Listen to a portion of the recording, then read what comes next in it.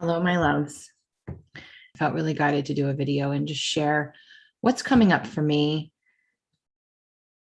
and what's coming up collectively and what I'm doing to work through it. What awarenesses I'm catching, things like that, because I think that it could be very beneficial for you guys to know.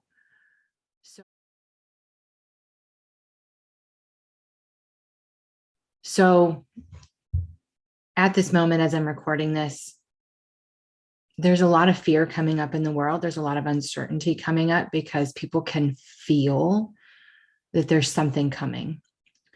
And whether that something coming plays out or not will be determined, because in 2020, there were many times during that year that I felt something big coming. And then it's like you feel the pressure building and know that there's an eruption coming, right?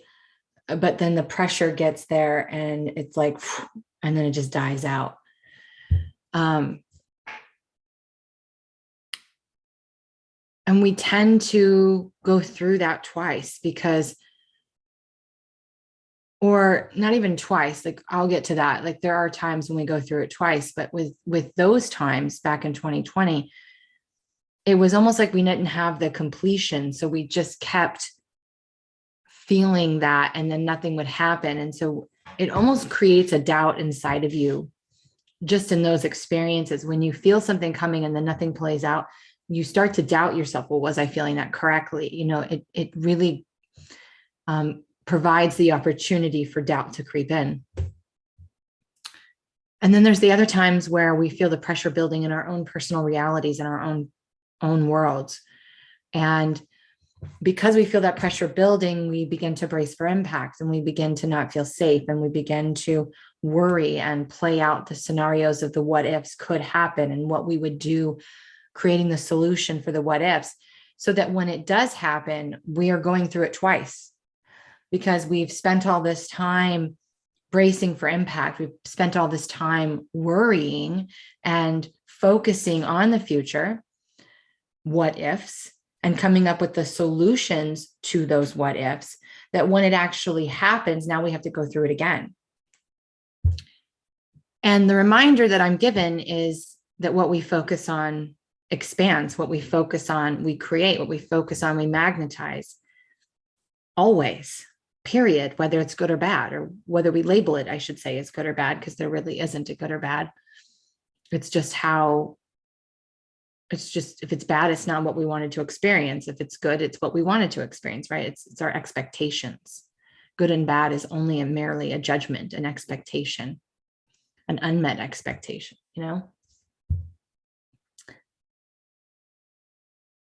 So we're either doubting ourselves because something's not coming to completion and we're not getting closure, or we're living through things twice. And so for me, as I record this, I'm coming off of not going through, but having 3 people, 2 of which I really loved and was closer to, out of the, die. And not only that, but I've had, in that 2-week time frame, I've had a lot of fears triggered. I've had a lot of my safety triggered, and it's really tested my mastery. You know, I'm in mastery, which means that I'm constantly being given opportunities to practice and embody that in which I teach. You always teach what you're here to master. So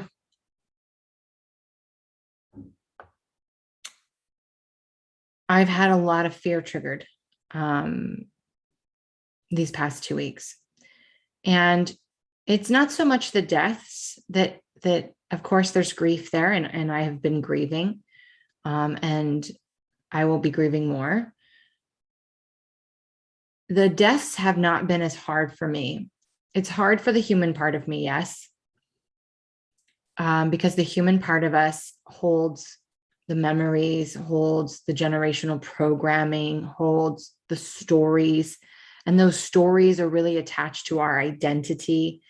And that was a big thing for me, because going back home to San Diego, I knew this trip would really be like breaking the final strings of a ego death. And ego is merely identity, right? Identifying with something, identifying with a version of you, and how that person operates and what it means about you to be that person. And so I was getting a lot of closure on this trip, closing a lot of doors and releasing a lot of who I used to be,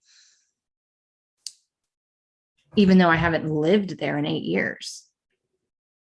I still had a lot of my identity in that. And I'm not that person anymore, but a part of me has held on to that identity. Not much of it, but enough to where it can't completely come to closure. And we can't fully step into who we are. We can't fully embody who we are or who we're becoming if we're holding or waiting or anything of the past. We just can't. We have to completely let go of all control and accept what is, and accept that we are no longer that person, and that the acceptance comes in that we don't know who we are. The acceptance is we don't know what we're doing. The acceptance is in the unknown, accepting the uncertainty of, I don't know who I am. I don't know where I'm going. I don't know what I'm meant to do next. Can I accept that? And that's been the theme that's been running for me for about the past month. And I have had 95% of all of this crazy energy, the new base frequencies, the massive influxes. 95% of it has been bliss for me. 95% of it has been, hell yes, this is amazing. I don't get ascension symptoms the way that I used to. I've really am embodying these new frequencies and going higher and higher personally. And that's been amazing. And then when all of this happened, it did not suck me down the way that it normally would, or would have in the past. And I was very, very happy and very, very pleased with my response and how I processed and how I handled it, because it really showed me that practicing this work every single day, teaching this work works. What I teach works if you practice it. I mean, you didn't learn how to ride a bike or drive a car on the first day, right? You had to practice it. You had to become good at it. Whatever you do for a living, you didn't become good at it overnight. It's something that you practiced, you evolved, you grew, you became more one with, and now, it's probably something you can do automatic without thinking. And that's why it's so important for us to use these tools, the tools that I teach or anyone else teaches that you are drawn to, that work for you. And it's why I created the 4 frequencies as part of the purification process, because the purification process really allows for one toolbox that can be used on just about anything. And that's the key for me, is simplicity, right? I don't want a toolbox full of 8 million tools and having to dig through and figure out what tool goes to what. I want a set of universal tools that will work, for anything, so that I can flow through any scenario using this one set of tools. And that is my modality of the purification process, and why I've taught it in so many courses, including the upcoming course. I'm actually going to do the most in-depth teaching in the energy matrix. And so I'm looking forward to that, because every time I reach a new depth of understanding, and meaning I'm understanding and I'm comprehending it, I've embodied a new depth, it allows for the next level, the next depth of that tool to be unlocked for me, and for me to get to play and explore and embody that new depth, so that I can teach that And so I'm really looking forward to diving in deep to that purification process in the energy matrix. But coming back to now, what I've been guided and reminded by my guides is acceptance. Accept what is. Acceptance is accepting uncertainty, that you don't know who you are without those people, with those places, with those things, that you don't know what's next for you. You don't know what's coming, what's building, what, even though you can feel it. It's the acceptance of the unknown. And I think that's where we all struggle the most, right? Is uncertainty, is not knowing, because we feel it and we're afraid of the feeling. The feeling is what actually creates the fear, the false evidence appearing real.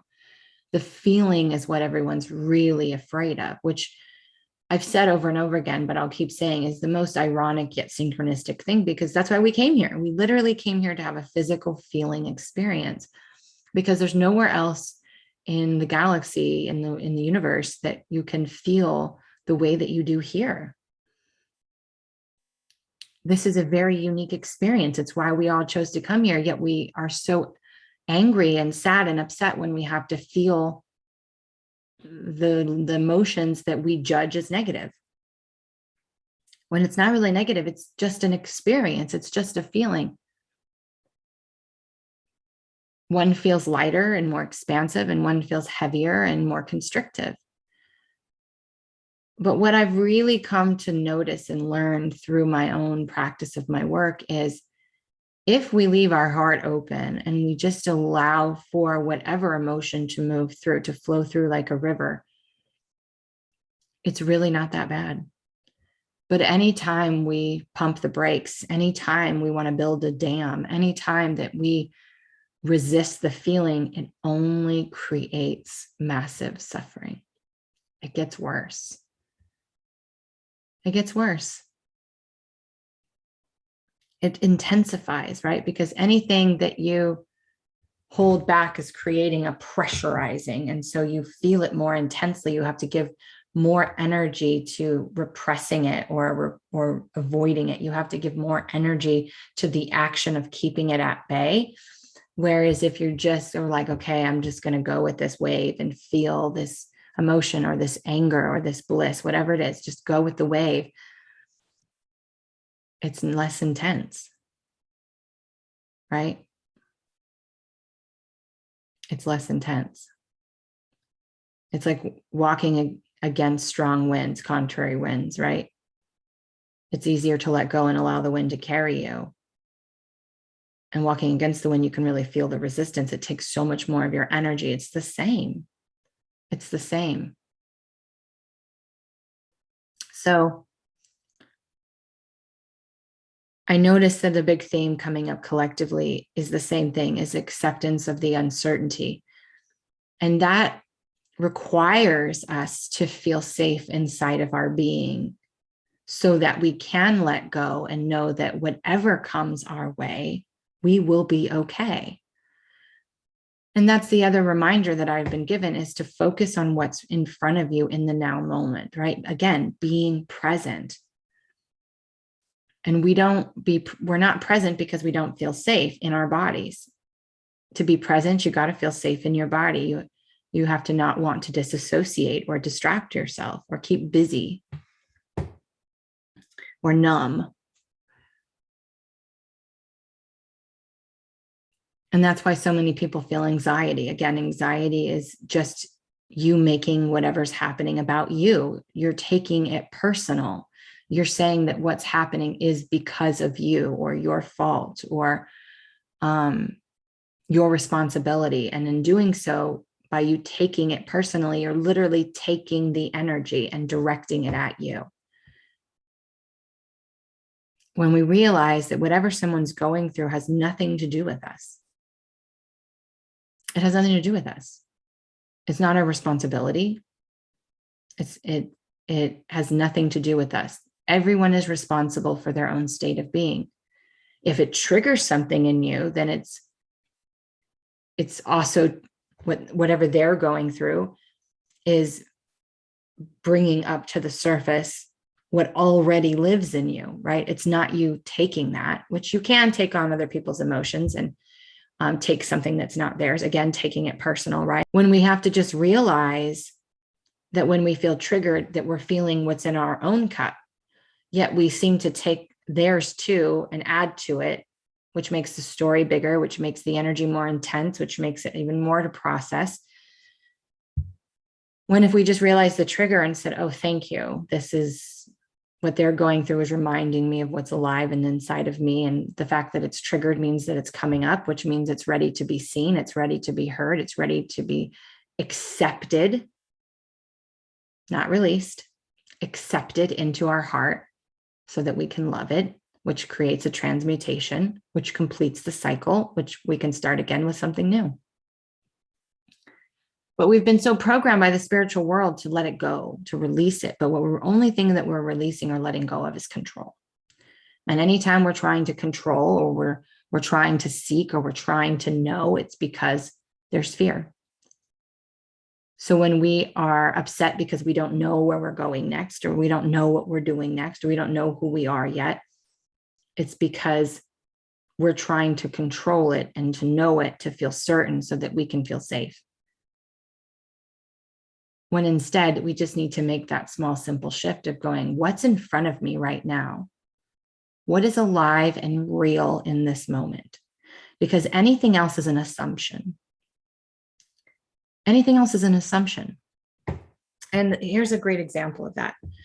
As a psychic medium, I've had visions and knowing that somebody's going to get sick and someone could die when they are still looking healthy and it's not that time yet is not an easy thing for psychic mediums or empaths or any, all of the things. The fear is of the unknown. The fear is of what you're going to see and know because you won't be able to control it. I can't control this. I can't control when and if she's going to die. I can't control if she gets sick. I can't control making her better. So knowing what I know creates that uncertainty still, because it's like, I know that something's going to happen. The uncertainty is when and how, and knowing that it's coming, or that it, that's a very real possibility. This could be 5 years down the road. It could be 20 years down the road, Time doesn't exist, so we don't always see when something's going to happen. I really noticed that I was really bracing for impact again. I was holding tension in my body and I was waiting for something to happen. And anytime we're waiting, there is a waiting that's happening, right? It's a stagnant energy. There's you can't move forward. And that gets mirrored back to you. And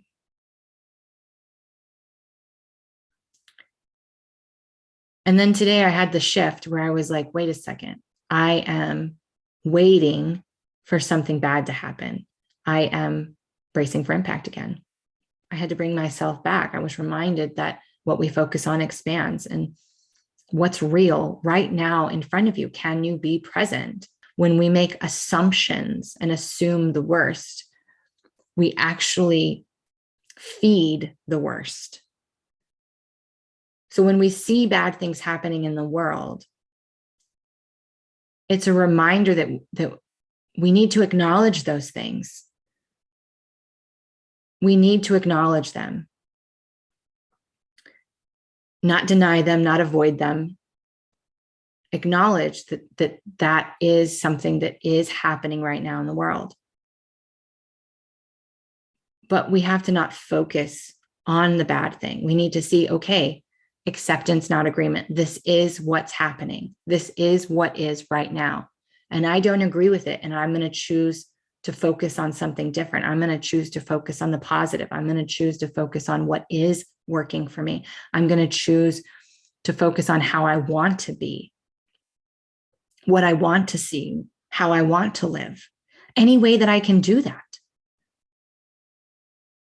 And it reminded me that I need to focus on that. And it's a great reflection for what's happening in the world, right? So we want to focus, whether it's something personal like a death, or an illness or a breakup, or a change in your business or career, whatever it is, it's the acceptance of the uncertainty. It's the acceptance of what is, even if we don't agree with it, right? Because acceptance is not agreement, though we seem to believe it on a human level. That's a program, and that's not true. Acceptance doesn't mean agreement. There's a lot of things in the world that we need to accept that we don't agree with, but we fight with it because we don't agree with it. And that's it right there. We don't agree with what's going on in the world, and so we don't accept it. But until you accept what is, you can't receive what's next. So we have to remind ourselves of that and stop fighting with what's going on in the world and accept what's going on in the world and choose different. So if something's going on in your personal reality that you don't agree with, that you don't want to be happening, that you don't want to happen, notice if you're fighting with it. Are you fighting with it? Are you resisting it because you don't agree with it? Or can you just simply say, it is what it is, like this is what's happening? And tell yourself, this is what's happening. This is what is right now. And I don't agree with it. But it is, but can I accept that this is the reality, right? Forgiveness is giving up hope that the past could be any different. That requires you to accept the fact of what is right now alive in front of you. And remind yourself that this isn't a choice that you want to make. This isn't something that you agree with. And ask yourself, how do you want things to be? How do you want to live? How do you want to be? And say to yourself, like, I don't agree with this. And so this is how I want to be. This is how I want to live. And so that's what I'm going to focus on. How can I be that person right now? How can I behave that way? How can I shift my energy? If I was that person, and then if I don't agree with this, how would I behave? Because what I feed, what I give my attention to, is what will become true. And that's really important for us to remember, right? What I give my attention to becomes true. So what are you giving your attention to? What are you giving your attention to right now? And this is part of why I wanted to come on and kind of audibly process, because these little gems come through, right? I've said the same thing a different way, but sometimes we need to hear it a little bit differently. It's that little subtle adjustment that might sink that knowing in a little bit different. So the answer is presence and acceptance. Because when you are present, you become aware. When you become aware, you're given the choice to accept or fight with it. And there's going to be times where it's going to be beneficial for you to fight with it, because when you fight with it, you really bring it up, right? Or maybe there's a lot of fight in you, or there's something that you need to fight about, right? Just like sometimes when people are being a victim, sometimes people need to be a victim because maybe they weren't allowed to be a victim as a child. Maybe they were victimized as a child and they were made to believe that it was wrong for them to be a victim. And so they weren't allowed to have a tantrum. They weren't allowed to express an emotion as a child. And so you see people doing it as adults and you think, how irresponsible of you, how you're a grown-up. But the truth is none of us are grown-ups. We are we are wounded children walking around in adult bodies, not allowed to have emotions, not being allowed to play, not being allowed to tantrum, because we have to be responsible and do all these things. And that's just a load of bullshit. And I'm tired of it. I'm tired of that being the accepted understanding of what it means to be an adult. When the true meaning of being a grown-up is being able to call yourself out. Frequency number one, I see you. Calling yourself out, taking responsibility for your emotions, for your thoughts, for your actions. And in doing so, you are exposing yourself and making yourself vulnerable, which leads you into frequency number two. I hear you. The most healing thing we can do for ourselves when we are vulnerable is to be heard. When you are vulnerable, the very most healing thing that we can do is to be heard. So when you rip that Band-Aid off and you expose yourself by taking responsibility and calling yourself out on your shit, you then get the opportunity to hear yourself, to receive from yourself, to hear what your inner children are trying to say, to hear what your wounded aspects of your ego are trying to tell you.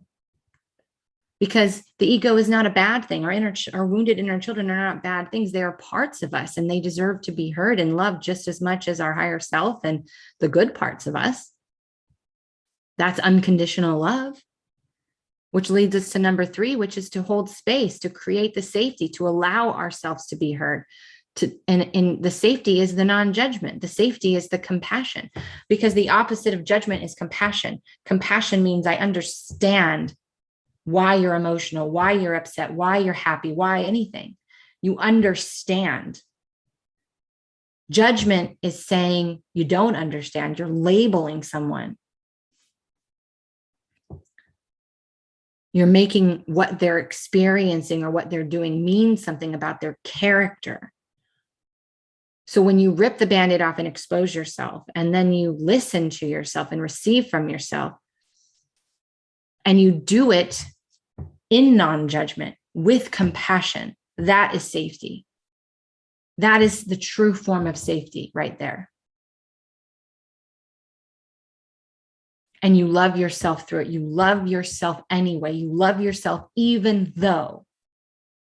You love yourself no matter what. This is why this is such a universal tool that has depths so deep that they could each be books themselves, and the teaching can't even be really immersed in this short little video.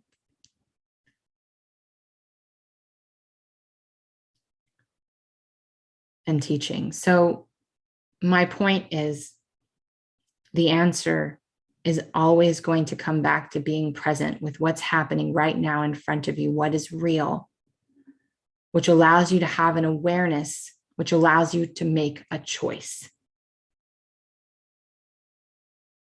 And that choice is you choosing what you want to experience next. How do you want to shift? It gives you the opportunity to shift your frequency. It gives you the opportunity to move, to transmute.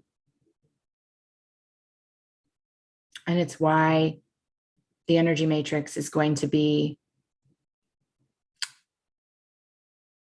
such an expansive program altogether. But it's also why I'm reminded of why I do this work and why I teach this and why I practice it as much as I possibly can. And I'm not perfect. I don't claim to be perfect. I have bad days. I have moments where I have bad boundaries. I am not perfect. I am not an enlightened being who has mastered her own teachings. I am a work in progress, like everybody else. I might just have a little bit better grip on my practice, and I might be a little bit more practiced than some other people. And there's other people that are more practiced than me at their own things, right? It doesn't make me better or worse. It doesn't make you better or worse.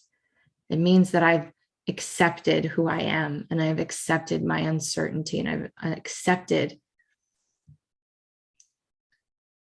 that perfection is a lie. Because there's nothing that's ever going to be perfect.